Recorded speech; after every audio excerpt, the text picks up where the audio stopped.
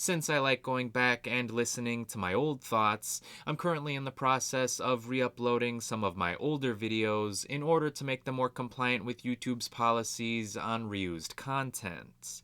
But since I didn't want to do a lot of editing, here is the audio from my original review for this movie. Shh! Do you hear that? Do you hear that sound? That's the sound of my prayers being answered by Disney and Lucasfilm, because The Mandalorian is exactly the type of Star Wars story that I have been craving. Ever since Lucasfilm developed the anthological ideas with Rogue One, stories that could stand on their own against the episodic films in the saga, that's all I've been wanting to see. New characters, new stories, new adventures. Star Wars is such a massive brand that appeals to so many different people. It's such a large and expansive universe that you can enjoy many different facets of it. The space battles, the gunslinging, the underworld, the philosophy, the mythology, the Jedi, the Sith, the bounty hunting, the politics, and so much more. And these aspects don't necessarily have to relate to one another. Maybe in a future video, I'll explain what I personally like about Star Wars. But The Mandalorian takes a look at the criminal underbelly in the Star Wars universe, and in a point in time which really hasn't been explored much. So everything in this series feels fresh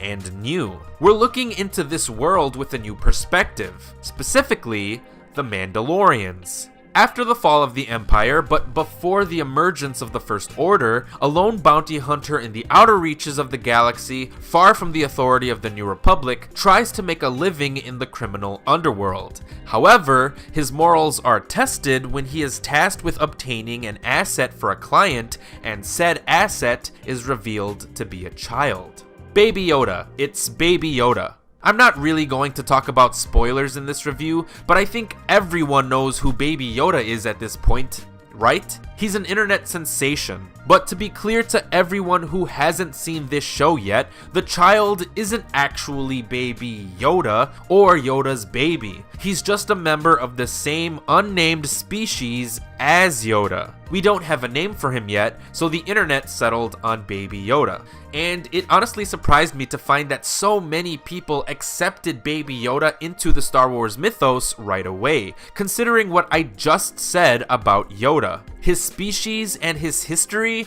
are unknown. They have been for decades. Yoda is quite unique in that he's basically the only one of his kind, Yaddle notwithstanding. So by including Baby Yoda, I was a little nervous that some of that mystery and magic of what makes Yoda special would be wiped away.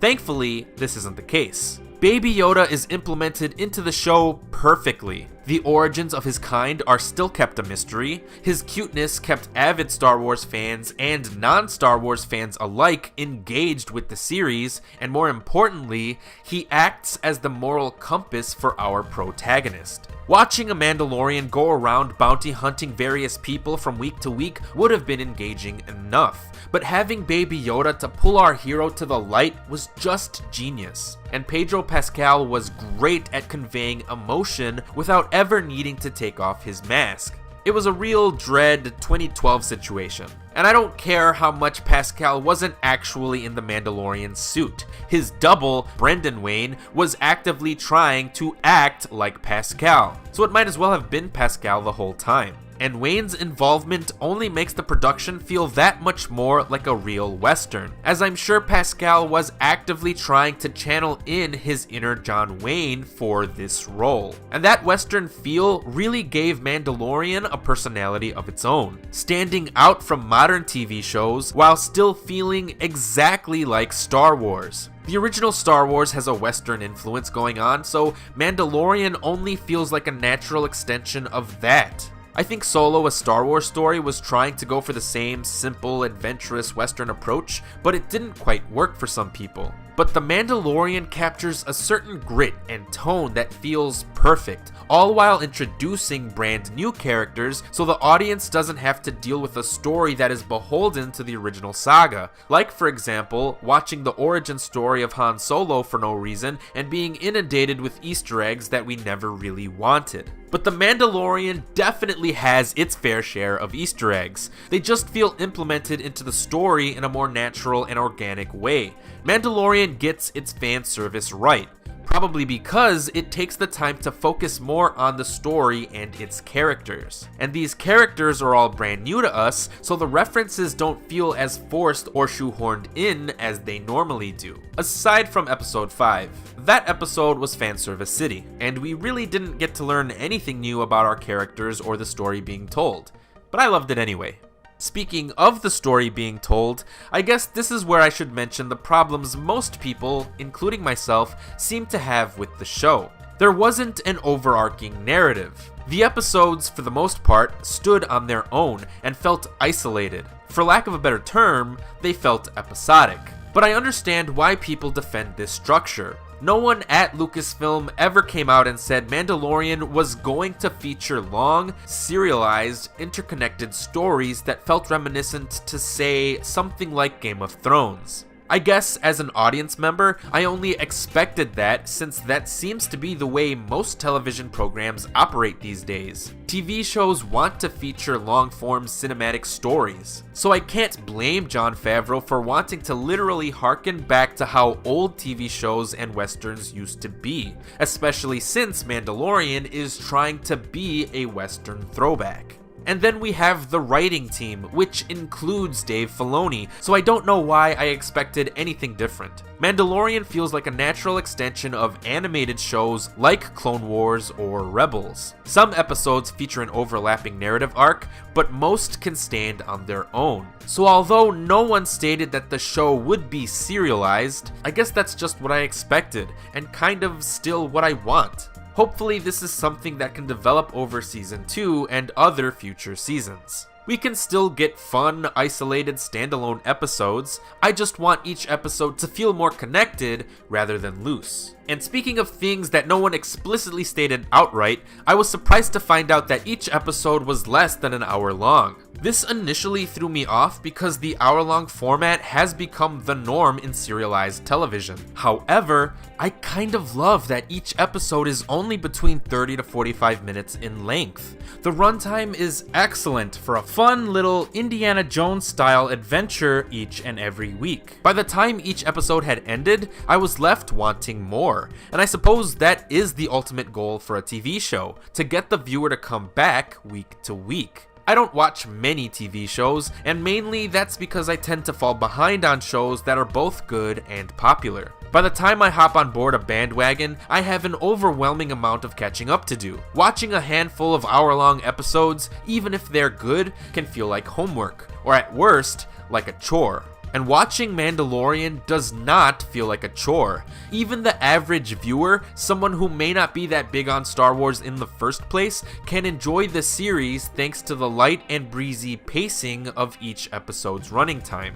One of the only personal issues I have with the series as a whole is the fact that it still feels like an expensive fan film to me.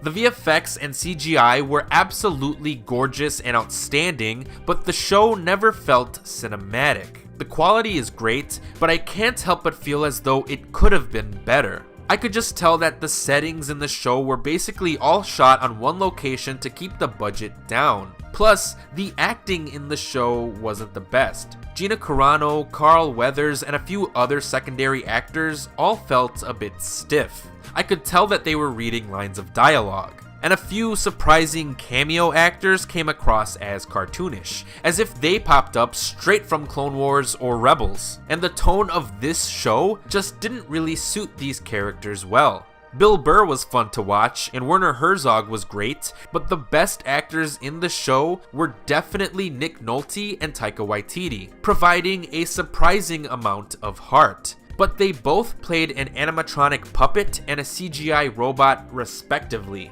So what does that say? Is The Mandalorian the best piece of Star Wars content under the Disney umbrella, or the best Star Wars thing since The Empire Strikes Back?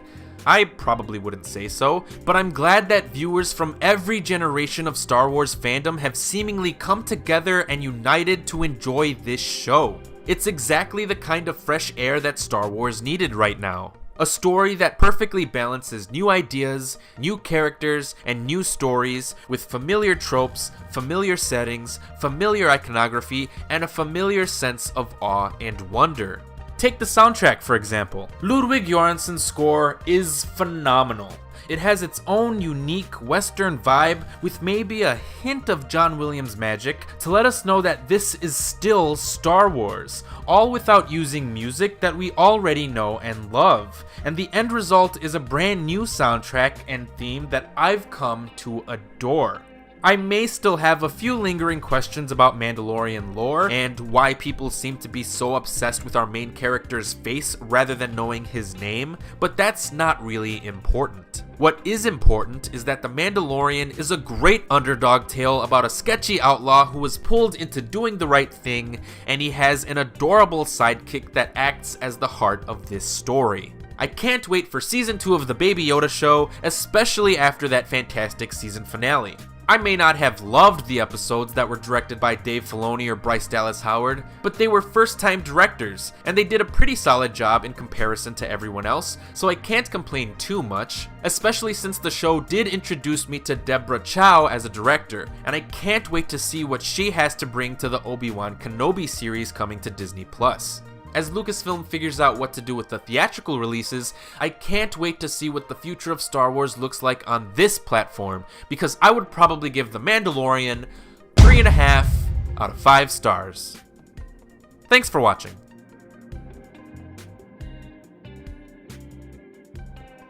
McClunky.